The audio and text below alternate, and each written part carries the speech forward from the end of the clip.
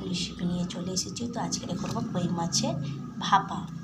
ঠিক আছে, এখানে আমি 4 পিস কই মাছ নিয়েছি।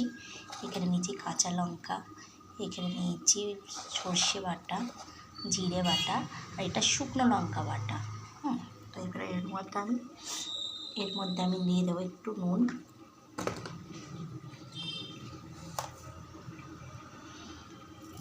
দিয়ে দিলাম।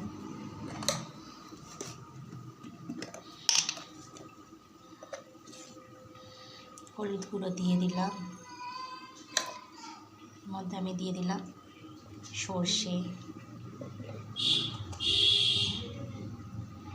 জিরে বাটা,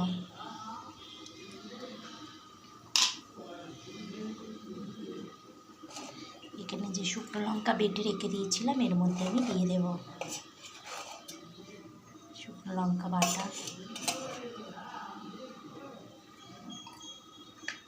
এবার এইটাকে আমি ভালোভাবে মিক্সড করে নেব। দেখুন বন্ধুরা, ভালোভাবে মিক্স করে নিয়েছি। এবারে এর মধ্যে আমি দিয়ে দেবো চেরা কাঁচা লঙ্কাগুলো দিয়ে দেব। তো যেহেতু আমি ভাপা করব ওই জন্য আমি সর্ষের তেল ইউজ করব। এখানে আমি সর্ষের তেল দিয়ে দিচ্ছি।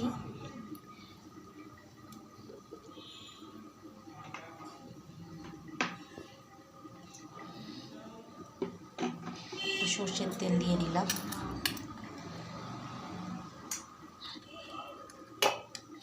এবারে আমি এখানের মধ্যে একটু সামান্য মতো জল ইউজ করব।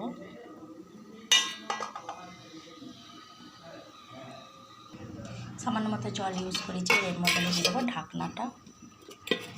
ঢাকনাটা চাপা দিয়ে দেবো। তো কড়াইয়ের মধ্যে আমি জল নিয়ে নিয়েছি, এখানে আমি বসিয়ে দেবো ভালোভাবে। তো এর মধ্যে আমি একটা ভারী জিনিস চাপিয়ে দেব।